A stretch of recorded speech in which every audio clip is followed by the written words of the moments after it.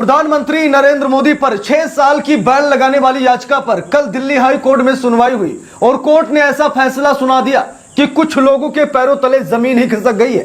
दोस्तों, प्रधानमंत्री नरेंद्र मोदी पर गंभीर आरोप लगे और यह कहा गया कि प्रधानमंत्री नरेंद्र मोदी चुनावी समय में सिर्फ और सिर्फ झूठ बोलते हैं, हिंदू मुसलमान करते हैं, धार्मिक एजेंडों के नाम पर वोट मांगते हैं, शहीद जवानों को भी नहीं छोड़ते, शहीद जवानों की शहादत पर भी राजनीति करते हैं। प्रधानमंत्री नरेंद्र मोदी पर यह आरोप लगे और याचिका में कहा गया नरेंद्र मोदी पर कम से कम 6 सालों के लिए बैन लगा दिया जाए। नरेंद्र मोदी कोई चुनाव न लड़ पाए, नरेंद्र मोदी कोई रैली न कर पाए, क्योंकि नरेंद्र मोदी शरेआम झूठ परोसते हैं, हिंदू मुसलमान करते हैं, दंगे भड़काने की कोशिश करते हैं, गृह युद्ध देश में कराना चाहते हैं। यानी कि नरेंद्र मोदी पर कई तरीके के आरोप लगे और एक याचिका दिल्ली हाई कोर्ट में दायर कर दी गई और दायर करते हुए कहा कि नरेंद्र मोदी पर 6 साल के लिए बैन लगा दीजिए, ये कोई चुनाव न लड़ पाए।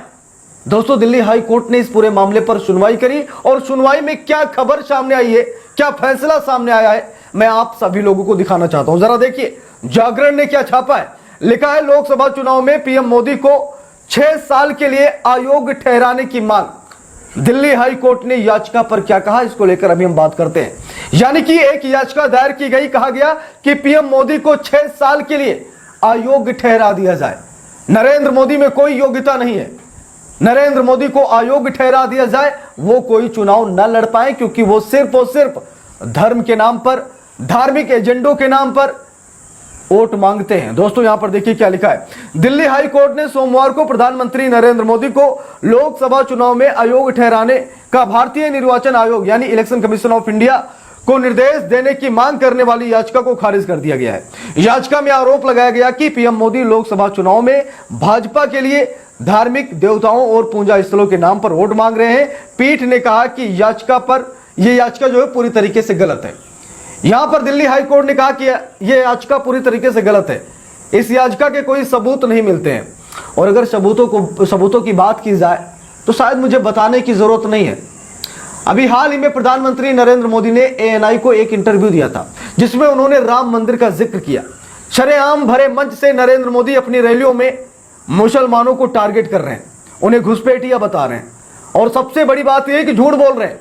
कांग्रेस के मैनिफेस्टो को लेकर प्रधानमंत्री नरेंद्र मोदी ने अब तक का सबसे बड़ा झूठ बोला है, और चुनावी बॉन्ड को लेकर भी प्रधानमंत्री नरेंद्र मोदी अभी नहीं रुक रहे हैं।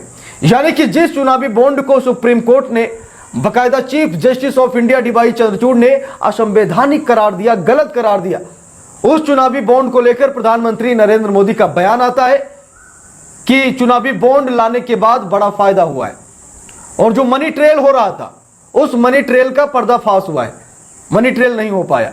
यानी कि जिस चीज को, जिस कानून को सुप्रीम कोर्ट ने रद्द किया, उस कानून का भी प्रचार नरेंद्र मोदी कर रहे हैं और ये दिखाने की कोशिश कर रहे हैं कि चुनावी बॉन्ड हम लेकर आए और चुनावी बॉन्ड बिल्कुल सही था, मनी ट्रेल मामले में बड़ा कामगार था।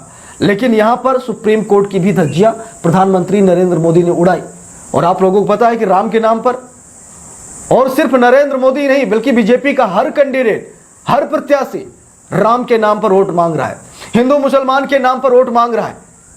अभी हाल ही में आप लोगों ने यूपी के मुख्यमंत्री योगी आदित्यनाथ का भी बयान सुना था, जिसमें उन्होंने कहा कि अगर कांग्रेस आएगी तो शरिया कानून लागू कर देगी, तालिबान शासन हो जाएगा देश में, ऐसी बातें कही गई, जबकि कांग्रेस ने अपने मैनिफेस्टो में ऐसा कुछ भी नहीं लिखा था।